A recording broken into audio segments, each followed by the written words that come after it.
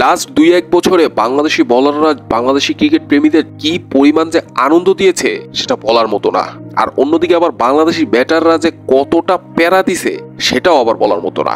তো ওয়েস্ট ইন্ডিজের মাটিতে ওয়েস্ট ইন্ডিজের পক্ষে প্রথম টেস্টে মাঠে নামে বাংলাদেশ। ওয়েস্ট ইন্ডিজের পক্ষে শুরুতে টস জিতে ফিল্ডিং এর সিদ্ধান্ত নেন নতুন ভারপ্রাপ্ত ক্যাপ্টেন মেহেদী হাসান মিরাজ। আর মেহেদী হাসান মিরাজের জন্য এই ম্যাচটা ছিল স্পেশাল, কেননা বাংলাদেশের হয়ে তিনি 50তম টেস্ট ক্রিকেট খেলতে নেমেছিলেন। তো মিরাজের জন্য তো অবশ্যই এই দিনটাই স্পেশাল ছিল। অন্যদিকে আবার ডাগ আউটে দেখা গিয়েছে অনেকদিন পর স্পেশাল একজন মানুষকে, তিনি হচ্ছেন কোচ সালাউদ্দিন স্যার। তো সবকিছু মিলিয়ে একটা দুর্দান্ত মুহূর্ত ছিল। তো এই দুর্দান্ত মুহূর্তটাকে ফিল্ডিং এ নেমে আরো দুর্দান্ত বানিয়ে দিয়েছেন বাংলাদেশি বোলাররা। তো বাংলাদেশ যখন ফিল্ডিং এ নামে তখন প্রথম 1.5 ঘন্টার মতো ওয়েস্ট ইন্ডিজের কোনো উইকেট তুলতে পারেনি বাংলাদেশি বোলাররা। কিন্তু উইকেট তুলতে না পারলেও শরীফুল আর হাসান মাহমুদ চাপটা ঠিকই দিয়েছেন ওয়েস্ট ইন্ডিজের ব্যাটারদের।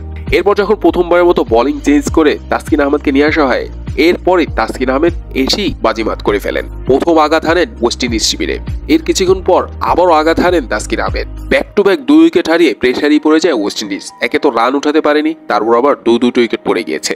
সবকিছু মিলিয়ে আপার হ্যান্ডে ছিল বাংলাদেশ। কিন্তু এরপর 2 উইকেট পড়ার পরই পার্টনারশিপ দাঁড়িয়ে যাচ্ছিল ওয়েস্ট ইন্ডিজের, কিন্তু সেটা আবার রান আউটে কাটা পড়ে যায়। তো সবকিছু মিলিয়ে সবকিছু বাংলাদেশের দিকেই আসছিল, কিন্তু হুট করে 3 উইকেট পড়ার পর লম্বা পার্টনারশিপ দাঁড়িয়ে যায় ওয়েস্ট ইন্ডিজের। লুইস এবং অ্যান্থনিজ মিলে বাংলাদেশে বোলারদের উপর প্রেসার দেওয়া শুরু করে। কিন্তু 90 রান করা লুইসকে প্যাভিলিয়নে ফেরত পাঠিয়ে দিয়েছিলেন তাইজুল ইসলাম, কিন্তু স্লিপে ক্যাচ মিস করে ফেলছিলেন ক্যাপ্টেন মেহেদী হাসান মিরাজ।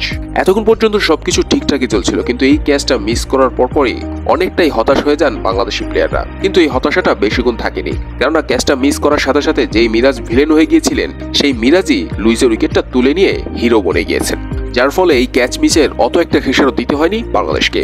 এরপর দিনের খেলা শেষ হওয়ার আগ মুহূর্তে আরেক সেক ব্যাটসম্যান অ্যান্থনিজকে প্যাভিলিয়নে ফেরত পাঠিয়ে দেন তাইজুল ইসলাম। এরপর আর উইকেট না পড়ায় 250 রানে 5 উইকেটের বিনিময়ে দিনের খেলা শেষ করে ওয়েস্ট ইন্ডিজ।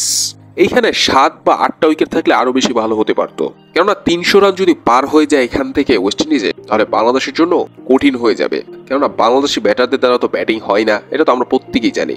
আবার অন্যদিকে ওয়েস্ট ইন্ডিজের পেস আক্রমণ দেখলে ভাই বাংলাদেশি ব্যাটারদের তো হুশ উড়ে যাবে। মানে অগ্রিম হুঙ্কার দিয়ে রেখেছে ওয়েস্ট ইন্ডিজ। তো বাংলাদেশি ব্যাটসম্যানদের জন্য অগ্নি পরীক্ষায় অপেক্ষা করছে সামনে।